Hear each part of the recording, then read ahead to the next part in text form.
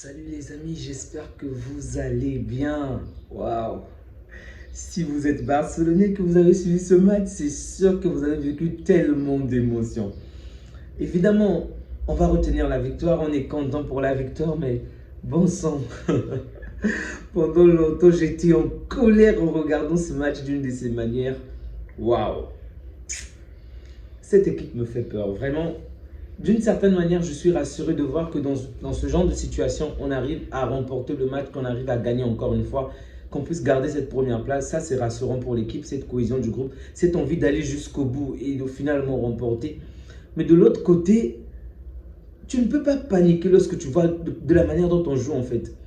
On a le contrôle du jeu, on a la domination, mais on décide expressément de se mettre en danger en commettant des erreurs stupides, en étant tous dans le camp adverse. Du coup, il n'y a personne dans notre propre camp et du coup, en fait, on n'a pas de défense en fait. On a des défenseurs qui vont jouer très très en avant, mais au final qui ne servent à rien. Les amis, avant même que je puisse parler d'un joueur l'un après l'autre, je vais déjà parler du collectif. C'est vrai que Yamal n'était pas là, mais je pense qu'offensivement, il y avait quand même quelque chose. On a quand même manqué, on va dire, cette petite touche, mais il y avait quand même du danger qu'on arrivait à apporter. Et se faire prendre le deux autant de fois, l'adversaire a été tellement chirurgical aujourd'hui. Ils ont mérité largement cette domination sur nous, en termes de score, je parle bien évidemment. Les 3 buts de l'adversaire étaient mérités parce qu'on a commis encore une fois des actions bêtes. La première fois, je crois, c'est Chesney qui commet la faute. La deuxième fois, c'est De Jong. La troisième fois, que dire? C'est collectivement, en fait. Je peux même dire que c'est Flick parce que comment est-ce que toute ton équipe joue en attaque, tes défenseurs sont dans l'autre camp comme ça, contre une équipe qui t'a déjà eu 2 fois dans le dos? Je peux comprendre que la première fois et la deuxième, ça se passe, ok. Mais à un moment, demande à tes défenseurs de jouer un tout petit peu bas, plus bas. À quoi ça a servi aujourd'hui de mettre Koundé aussi haut, de mettre Martin aussi haut? Ils n'ont servi à rien. Koundé a été tellement de fois fautif dans ce match. Je vous assure que pour moi, c'est peut-être l'un de ses pires matchs. J'ai trouvé Koundé dégueulasse, je vous dire, vraiment dégueulasse. Il a la balle dans la défense, il rate. Il tire, il dégage, il rate. Lorsqu'il doit même faire la passe au gardien, c'est comme s'il fait la passe à l'adversaire. Il n'est pas là. Un peu plus tôt au cours de la journée, j'ai posté un truc sur la partie... comment on appelle ça? J'ai posté quelque chose sur la chaîne, ok, dans la partie communauté. C'est un peu drôle, là où le coach dit qu'il ne veut pas accorder du temps à Koundé parce que lorsqu'il accorde du temps de repos à Koundé, au final, Koundé passe les 90 minutes. Donc, par exemple, dans un match où il est censé jouer 90 minutes, le coach va peut-être l'accorder 40 minutes afin qu'il se repose. Au final, peu de temps après, il retrouve Koundé à la plage en train de courir pendant plus de 90 minutes. Ok, bon, c'était un peu drôle dans le sens, mais dans le sens, c'est pourquoi il dit qu'il préfère que Koundé puisse passer tout ce temps avec le Barça, qu'il puisse jouer plutôt que d'aller courir à la plage bêtement. Vous comprenez? Et donc là, je vois Koundé, je ne dis pas peut-être qu'il est en méforme ou quoi que ce soit, mais on voit très bien de quelle manière il manque de lucidité. Il n'est même plus à droit vraiment, que ça puisse être offensivement ou défensivement. Il a commis tellement d'erreurs stupides qui auraient pu causer au minimum, je dis bien, au minimum 2 buts. Sérieux Koundé, tu es l'un des meilleurs défenseurs au monde et tu commets ce genre de choses alors qu'on est en train de se battre à chaque point contre Madrid. Vraiment, Celta Vigo m'énerve parce que ce club, tu as l'impression que lorsqu'ils viennent jouer contre nous, qu'ils jouent le match de leur vie. Ok? La même équipe, bientôt elle va jouer contre le Real, tu vas voir, ils vont tous, souvenez-vous en début de saison, c'est ce que je disais avec Inigo Las-Paz, aujourd'hui au moins il n'a pas joué, bon il a joué mais je crois 10 ou 20, les 20 dernières minutes du match. En fait, cette équipe, tu as l'impression que contre nous, ils ont comme une dent contre nous. Le pire c'est qu'il y a au moins 2 ou 3 joueurs du Barça au centre du club, mais contre nous, ils sont tous des Saiyans, ils sont très forts, ils jouent bien. Mais contre le Real, ils vont se faire marcher dessus comme des petits gamins. Les mecs, faites la même chose avec les voisins aussi. Sincèrement, l'arbitre n'a vraiment pas maîtrisé ce match. On a vu de quelle manière c'était vraiment haché, surtout lorsqu'on nous a accordé les 8 minutes. Ok, je pense que dans les deux côtés, il y a comme une petite frustration. Certaines actions qu'il aurait pu siffler en faveur d'une équipe tout comme de l'autre. Mais le match était vraiment haché. Il n'y avait maintenant plus que des fautes. On a accordé 8 minutes, mais j'ai l'impression que les 8 minutes qu'on avait accordées, c'était rien que genre défoulez-vous les uns sur les autres. C'était juste pour ça. Faute par ici, il se pousse par là, c'était vraiment haché. C'était compliqué. Et on a vu la différence lorsque Olmo et le petit Yamal sont rentrés. On a vraiment vu la différence lorsque ces deux-là sont rentrés. En fait, toute l'équipe a été chamboulée. L'atmosphère du match a complètement été chamboulée. Donc, alors qu'on parvient à marquer la première minute, on parvient à marquer le premier but à la 12e minute, Ferran Torres, vraiment merveilleux but de Ferran Torres, waouh! Pour moi, il est même de très loin, bon, avec Pedri, l'homme du match pour la première période. Vraiment, c'était très très beau.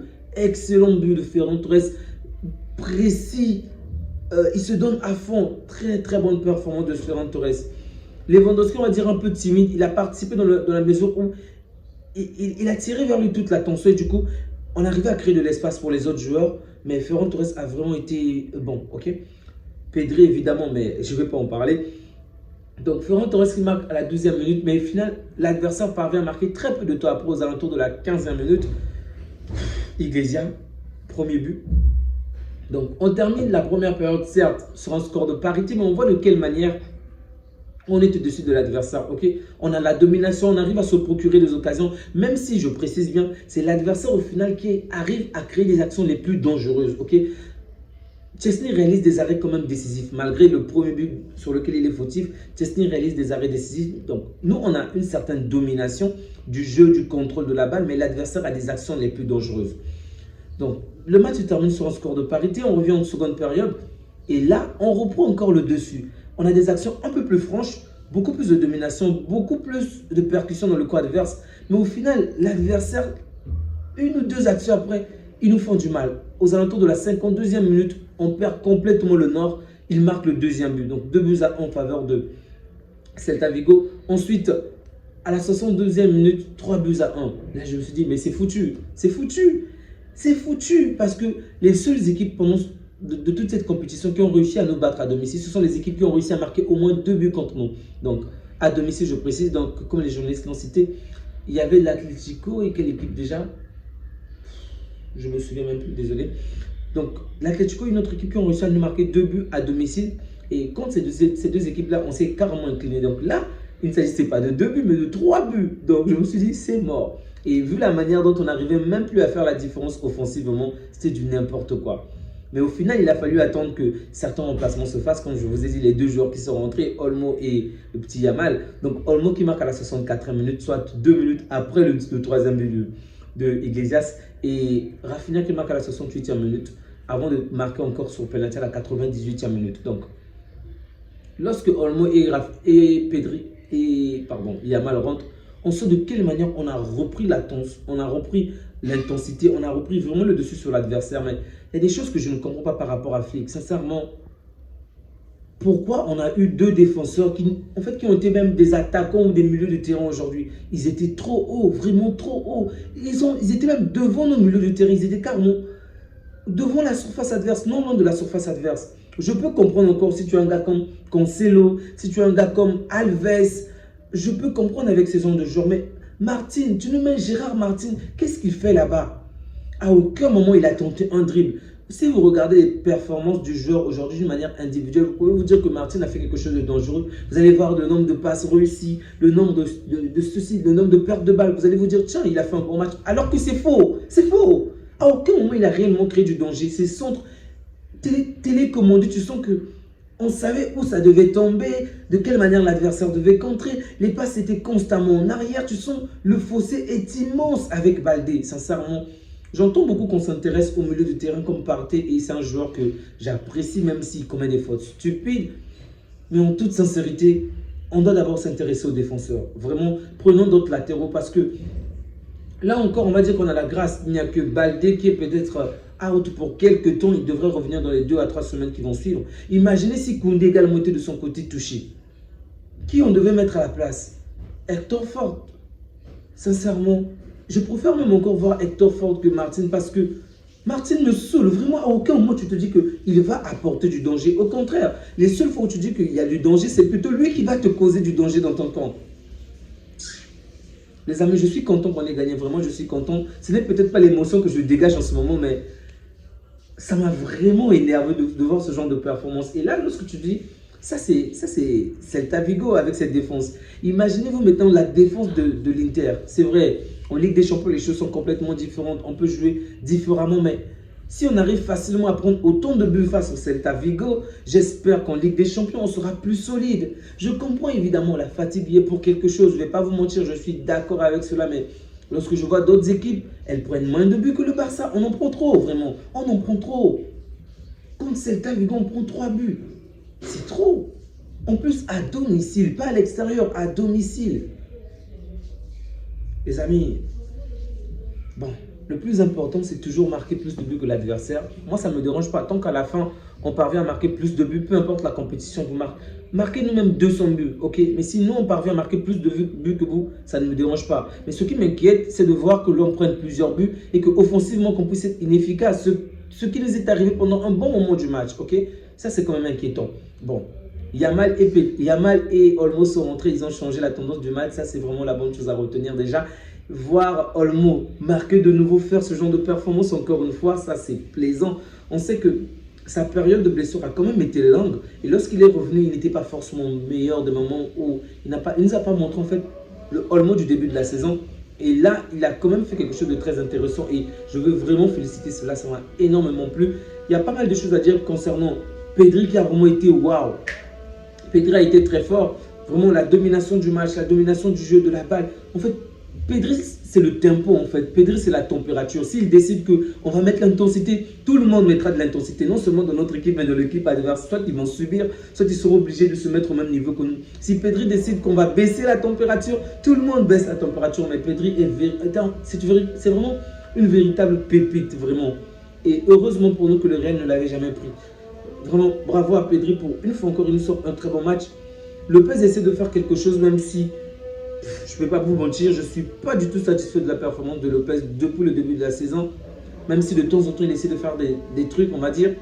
Parce que lorsque je pense à Lopez de la saison dernière, je me dis que celui-ci n'est pas la bonne version en fait. C'est une mauvaise copie de la saison dernière. Je comprends qu'il est lui également passé par une blessure, par une longue période où il enchaînait plusieurs matchs. Mais ce Lopez-là ne me plaît pas énormément.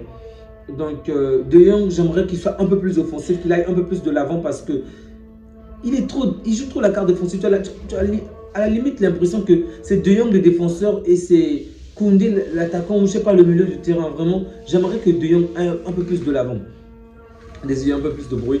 Donc, je préfère que De Jong aille encore un peu plus de l'avant, qu'il puisse davantage oser, ok? Pas évidemment devant notre ligne ou dans notre camp, mais vraiment dans le cas adverse qu'il fasse le nécessaire. Koubarsi a fait le match qu'il fallait. Martinez, je ne l'ai pas trouvé bon aujourd'hui. Il a également commis quand même quelques erreurs. Heureusement, sur une faute, l'adversaire ne se jette pas par terre, sinon il aurait pu prendre un rouge. Même si Martinez est quand même passeur en début du match. En tout cas, il commence bien le match, mais après, comme de nombreux joueurs, comme de nombreux défenseurs, comme Koundé et Martinez, ils tombent un peu dans la facilité et du coup, ils commettent un peu des erreurs bêtes. Donc, je ne suis pas, je précise, je suis heureux qu'on ait gagné ce match. Mais la prestation collective, surtout sur le plan défensif, m'inquiète un peu. Ça m'inquiète un peu. Toutefois, les amis, je pense qu'il faut quand même... Je vais laisser une note positive. Je ne veux pas vraiment vous laisser sur une mauvaise note. Je pense qu'on va remporter ce championnat. Parce que, je vous dis, hein, la saison d'avant, les saisons d'avant, ce genre de choses, dans ce genre de moments, on aurait perdu le match, on aurait fait un match nul. Mais là, on a réussi à gagner alors que c'était compliqué face à une équipe qui a joué un très bon bloc bas. Je ne vais pas les en vouloir parce qu'ils ont raison. Vous jouez contre une équipe qui est plus forte que vous réussissez à marquer 2 buts. C'est normal que vous jouez la carte défensive. Et même lorsque le score est de parité, face à un adversaire qui se découvre autant qu'un adversaire qui est tellement haut, ben, c'est normal que vous puissiez jouer la carte défensive si vous n'avez pas des armes aussi fortes que cet adversaire. Donc, je ne veux même pas en vouloir au Celta Vigo. Ils ont joué avec leurs armes. Ils ont fait le nécessaire, mais on a réussi à gagner. Mais défensivement, c'est toujours inquiétant pour nous. Mais je pense sincèrement qu'on va remporter cette Liga. La Coupe encore, je ne sais pas. Mais la Liga, on est sur une très très bonne lancée parce qu'on aurait dû perdre ce match, mais on a réussi à gagner. Okay, et le Real va jouer demain un match très important à ne pas sous-estimer. J'espère que Bilbao va incliner le Real. Vraiment, j'espère de tout mon cœur que Bilbao sera vraiment à la hauteur. Petit, si tu veux nous plaire, si tu veux toucher encore le cœur du Barça, fais quelque chose aujourd'hui, fais quelque chose demain. Fais quelque chose demain. Marque 1 ou 2 petits buts. Nico Williams, on t'attend. Marque 1 ou 2 petits buts pour nous rappeler à quel point tu peux servir à notre équipe. Là, tu joues contre notre rival. C'est à toi de tuer notre rival, vraiment. Salut. Vous avez compris les amis, donc je soutiens de tout cœur le Real demain en espérant qu'il puisse perdre. Peu importe le score, tant que le Real perd, ça m'arrangerait. Mais bon, ça sera quand même difficile parce que le Real sera à domicile, sauf erreur de ma part, oui. Le Real sera à domicile, ça sera compliqué pour l'Athletic Bilbao, mais j'espère qu'ils seront à la hauteur. Les amis, on va s'arrêter là. Prenez bien soin de vous ainsi que des vôtres et que Dieu vous garde. On se dit à bientôt. Ciao.